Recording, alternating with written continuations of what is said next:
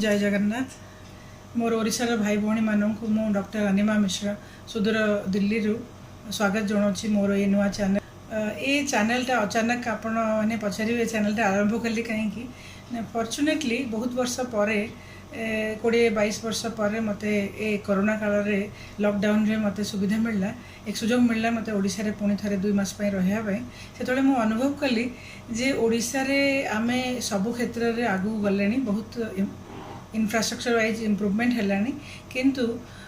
Health sector रे आमे कोठी ना कोठी एबे भी टिके लैकिंग रोचे पछरे रहिचे मोर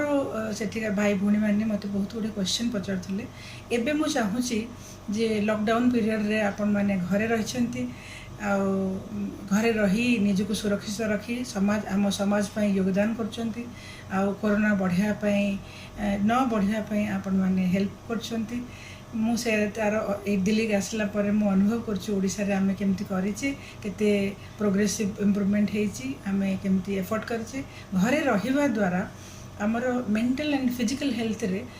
जो क्वेरी अच्छी जो डिफरेंट टाइप ऑफ क्वेरीज अच्छी से विषय में आपण मानक ये चैनल माध्यम रे सबुदिन आंसर करी आपण मानकर जो फ्रिक्वेंटली आस्क क्वेश्चन रो प्रतिदिन गोटे गोटे विषय रे मु डिस्कस करी ए समय रे मु अनुरोध करी आपण माने घरे रुहंतु घरे रही डॉक्टर किसी आवश्यक छोट छोट असुविधा रे जेतबेले डॉक्टर को आवश्यकता पड़ुची आपण हॉस्पिटल रे डॉक्टर नहांती बा सरकार तरफ इंस्ट्रक्शन है आपण घरे रुहंतु बोली से केस रे आपण मानकर जो मन रे क्यूरियोसिटी होची बा किसी असुविधा अछि किसी हेल्थ इश्यूज अछि से सब रिजॉल्व करिया पे मो चेष्टा करिबे आपण माने मते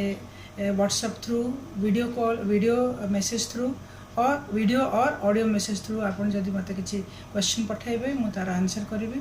आमे जो माने मोर ए चैनल को सब्सक्राइब करिबे लाइक करिबे एंड शेयर करिबे से मानकु आमे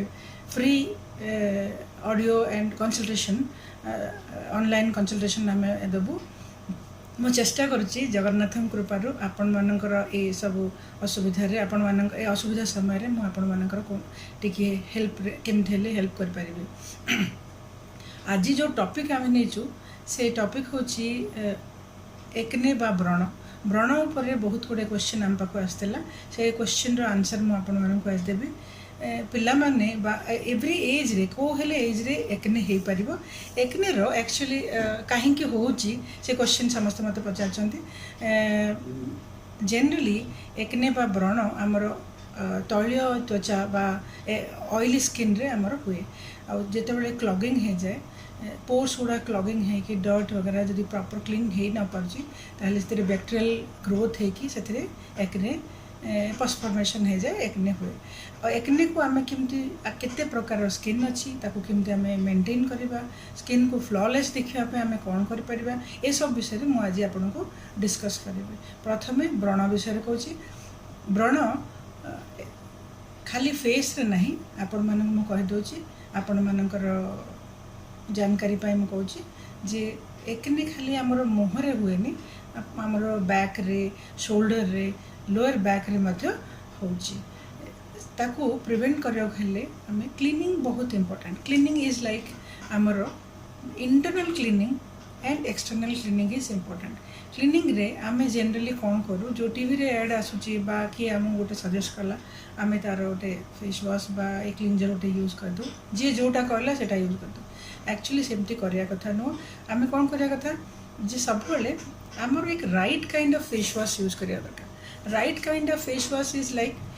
जदि ऑयली स्किन अच्छी ताले ऑयली फेस वॉश यूज करेंगे जदि आपंकर ड्राई स्किन अच्छी ताले ड्राई स्किन जो फेस वॉश मिलता यूज करेंगे और कॉम्बिनेशन स्किन कॉम्बिनेशन भी जो फेस वॉश मिलूँ से अनुसार आप यूज कले आपंकर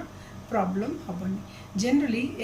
एकने ऑयली स्किन हुए एकने को प्रिवेंट करने एक फेस वॉश आवश्यकता ता संगे कौन करेंगे internal cleaning is also important like कौन से इंटरनल क्लीनिंग आप सफिशिएंट क्वांटिटी पानी पीबे पानी आपन जे फ्लश आउट हम आपन तले यूरिन जेते हम से अनुसार से आपन स्किनटा फ्लॉलेस देखा तापई आपन कौन करेंगे तापर ता सहित अनदर क्लीनिंग कौन ना आपन पेटटा प्रतिदिन सफा हवा दरकार पेट जदि प्रतिदिन भल कर सफा हो प्रतिदिन आपन बाउल मूवमेंटा प्रॉपर होपर कन्स्टिपेशन नहीं ताहले भी आपन एकने केते मात्रा रे कमी जीवो बा हबनिया तापई आपन कौन करेंगे क्लीनिंग फर्स्ट क्लीनिंग जो कहली मो पानी पीबे सफिशिएंट फेस वॉश करेंगे प्रॉपर एक right kind of face wash use करेंगे तापर कौन करेंगे सफिशिएंट क्वांटिटी ऑफ पानी पीबे पानी एटलिस्ट 3 ରୁ 4 लीटर ऑफ वाटर हवा दरकार आपंकर जदि मनकर आउटवर्ड आउटसाइड एक्टिविटीज बेसी अच्छी आप बाहर काम कर स्वेटिंग बहुत होची ताहले आपको आउटे अधिका पानी पीवा दरकार ओडिशा रे हमर ह्यूमिड टेम्परेचर हाई रुहे ह्यूमिड रहे तेणु स्वेटिंग बहुत हुए से आपको सफिशिएंट क्वांटिटी पानी पीवा दरकार पानी पीले आपणकर फ्लश हेले जते आम बॉडी रो टॉक्सिन्स अच्छे से बाहर चले जाए और से आमर एकने बाहर पेटटा सफा रखा हेले आमको तटका परिवा खाया दरकार तटका परिवा डिफरेंट क्वांटिटी रे परिवा पत्र खाया दरकार जो आप पेटटा सफा हे जो रफेज अच्छे जनरली आउ कौन करेंगे ना ताको मेंटेन करेंगे फर्दर ना से सब है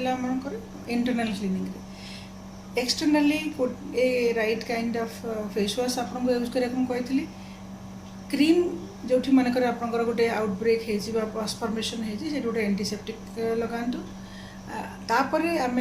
होमियोपैथिक ट्रीटमेंट आर एक व्रणर होमियोपैथिक ट्रीटमेंट उपर डिस्कस करवा नेक्स्ट वीडियो रे मु आपको ए ट्रीटमेंट उपर कहि धन्यवाद।